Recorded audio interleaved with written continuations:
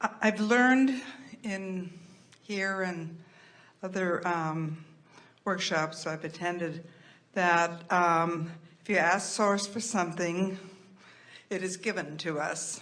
And know that it's already done, so it is, and forget about it. However, there's something else that I have learned about with affirmations, that you do them over and over and over again, but you're not forgetting about it because it's continually in your mind. I want to know, is there one way that's better than another, or a combination? Well, let us ask you a question. If you ask for something and you believe that when you ask it is given, is there a reason to ask again? No, because you already know that it's in place. So if you're asking over and over and over again, what does that say about what you believe? You don't really believe it's going to happen. So can it happen under those conditions? No. And will continuing to ask change anything? I don't think so. Okay.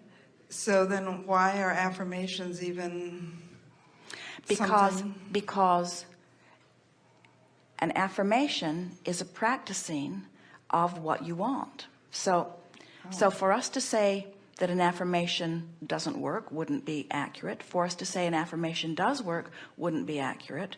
What would be accurate is to say, if the affirmation makes you feel better in saying it than you felt before you said it, then the affirmation is helping you to close the vibrational gap. Oh, okay.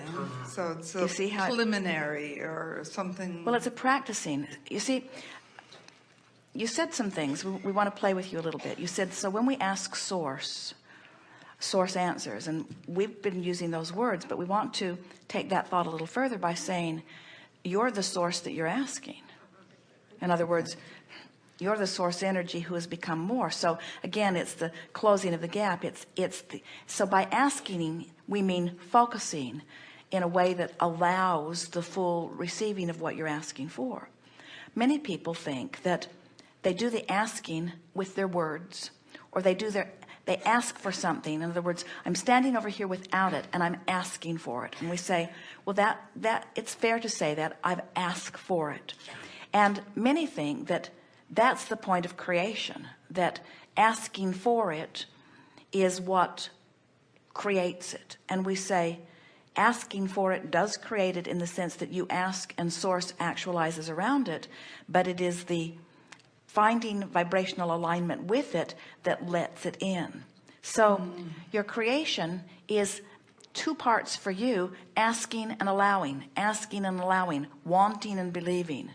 So when you want something and you doubt it, your doubt is keeping it from being. When you want something and you believe it, your belief is letting it be. So the reason that we encourage affirmations, the affirmation is not the step 1 part. The affirmation is actually the step 3 part. Because as you say the affirmation, as you say it reaching for a feeling and say it reaching for a feeling, you train yourself in to the expectation of what you're asking for. Okay. You see how it works? Yes. So a lot of people will offer an affirmation, and it just becomes a sort of repetitive thing that actually reinforces their awareness that what they want hasn't happened yet. A lot of people are saying things, and when they say them, it just reminds them that it hasn't happened. And they've been saying it for so long that it's almost unpleasant to say it again. And we say that kind of affirmation is of no value. Sort of like the prayer we were talking about earlier. If you pray from a place of focusing upon the outcome that you seek, now you're in alignment with what you seek, and your prayer can be realized. If you pray from your awareness of your problem, you're not a vibrational match to your solution, and it can't come. So an affirmation is only as valuable as the way it feels to you. If an affirmation taunts you, stop it. If the affirmation buoys you, then say it. I must have a feeling with it, not just saying a whole list of affirmations. Jerry and Esther have an affirmation they've said right from the beginning that says, Esther said it every day and still does, I, Esther Hicks, see and draw to me through divine love those beings who seek enlightenment through my process. And the sharing will elevate us both now.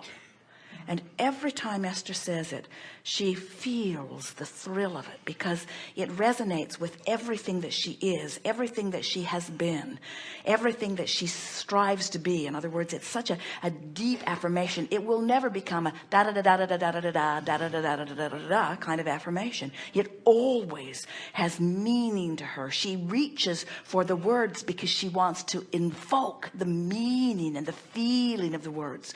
That's an affirmation. Affirming the way I want to feel, affirming what's in my vibrational escrow, affirming who I really am, and saying it until every part of me knows it. When you said that, that feeling just really right here, my heart.